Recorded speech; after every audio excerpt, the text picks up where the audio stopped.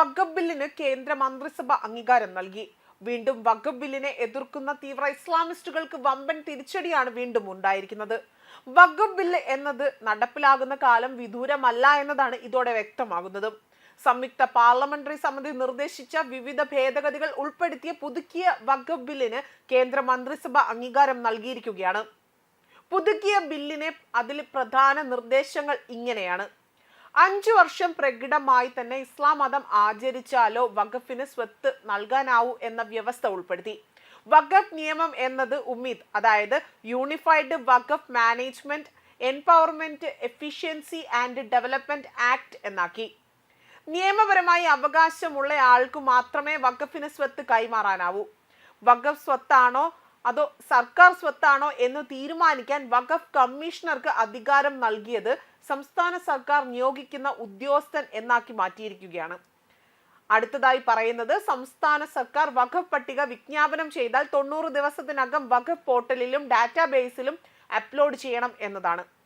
അടുത്തതായി വരുന്ന പ്രധാന നിർദ്ദേശങ്ങളിൽ ഒന്നെന്ന് പറയുന്നത്, തർക്കമുള്ള കേസുകളിൽ വഖഫ് സ്വത്തുക്കൾ വിജ്ഞാപനം ചെയ്ത് 2 വർഷം കഴിഞ്ഞാലും കൃത്യമായി തെളിവുണ്ടെങ്കിൽ കേസിന് പോകാം. അടുത്തതായി പറയുന്നത്, സംസ്ഥാന വഖഫ് ബോർഡിന്റെ ചീഫ് എക്സിക്യൂട്ടീവ് ഓഫീസർമാരായി യോഗ്യരായ ആർക്കും വരാം.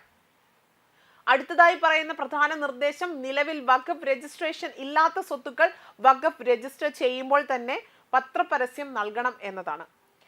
വഖഫ് സംബന്ധിച്ച ട്രൈബ്യൂണലിന്റെ ആ വിധിക്കെതിരെ ഹൈക്കോടതിയെ സമീപിക്കാം എന്നതാണ് പ്രധാനമായി പറയുന്ന മറ്റൊരു നിർദ്ദേശം.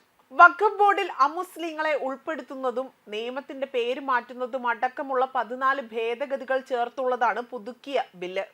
പ്രതിപക്ഷ അംഗങ്ങളുടെ കടുത്ത എതിർപ്പിനെ എല്ലാം തന്നെ അവഗണിച്ചുകൊണ്ടായിരുന്നു ബില്ല് JPCയിൽ അംഗീകരിച്ചതും. ഫെബ്രുവരി 13-ന് BJP MP ജഗദാംബിക പാൽ നേതൃത്വം നൽകുന്ന JPC അന്തിമ റിപ്പോർട്ട് സമർപ്പിച്ചിരുന്നു.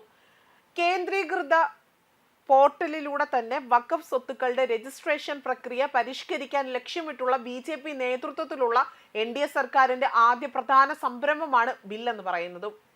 മുസ്ലിം സ്ത്രീകൾക്കും അമുസ്ലിം പ്രതിനിധികൾക്കും പ്രാധാന്യമുള്ള സംസ്ഥാന വഖഫ് ബോർഡുകൾക്കൊപ്പം തന്നെ ഒരു കേന്ദ്ര വഖഫ് കൗൺസിൽ സ്ഥാപിക്കുന്നതുൾപ്പെടെ നിരവധി പരിഷ്കാരങ്ങൾ ഇത് നിർദ്ദേശിക്കുന്നുണ്ട്.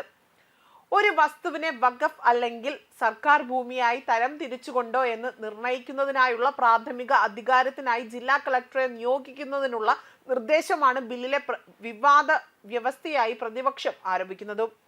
ഓഗസ്റ്റ് 8-ന് ലോക്സഭയിൽ ബില്ല് അവതരിപ്പിക്കുകയും നിർദ്ദിഷ്ട നിയമം പള്ളിയുടെ പ്രവർത്തനത്തിൽ ഇടപെടാൻ ഉദ്ദേശിക്കുന്നില്ല എന്നും കേന്ദ്രം വ്യക്തമാക്കിയിരുന്നു.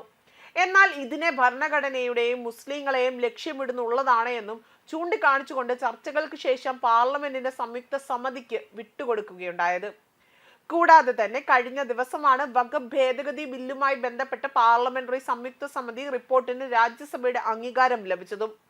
പ്രതിപക്ഷ ബഹളത്തിനിടയിലാണ് റിപ്പോർട്ട് അംഗീകരിച്ചത്. ഭേദഗതിയുമായി ബന്ധപ്പെട്ട് പ്രതിപക്ഷ MPമാരുടെ വിയോജനക്കുറിപ്പിന്റെ ഭാഗങ്ങൾ JPC റിപ്പോർട്ടിൽ അതിൽ നിന്ന് നീക്കിയെന്ന് ആരോപിച്ചുകൊണ്ട് പ്രതിപക്ഷ അംഗങ്ങൾ സഭയിൽ പ്രതിഷേധിച്ച് നാടകീയ രംഗങ്ങളിലേക്ക് വരെ നയിച്ചിരുന്നു. ബില്ലിൽ ഒട്ടേറെ MPമാർ വിയോജനക്കുറിപ്പ് നൽകിയിരുന്നുവെന്നും അവ നീക്കം ചെയ്ത് അതുപോലെ ഭൂരിപക്ഷത്തിന്റെ തീരുമാനവുമായി മാത്രം മുന്നോട്ട് പോകുന്നത് ജനാധിപത്യ വിരുദ്ധവും അപലപനീയവുമാണ് എന്നും രാജ്യസഭയിലെ പ്രതിപക്ഷ നേതാവ് മല്ലികാർജുൻ ഖാർഗെ പറഞ്ഞിരുന്നു. അതേസമയം വിയോജനക്കുറിപ്പിൽ ഒന്നും റിപ്പോർട്ടിൽ നിന്ന് നീക്കിയിട്ടില്ല എന്ന് പാർലമെന്ററി കാര്യമന്ത്രി കിരൺ റിജിജു വ്യക്തമാക്കിയിരുന്നു. ഇതേ തുടർന്ന് രാജ്യസഭയിൽ നിന്ന് പ്രതിപക്ഷ അംഗങ്ങൾ ഇറങ്ങിപ്പോവുകയായിരുന്നു.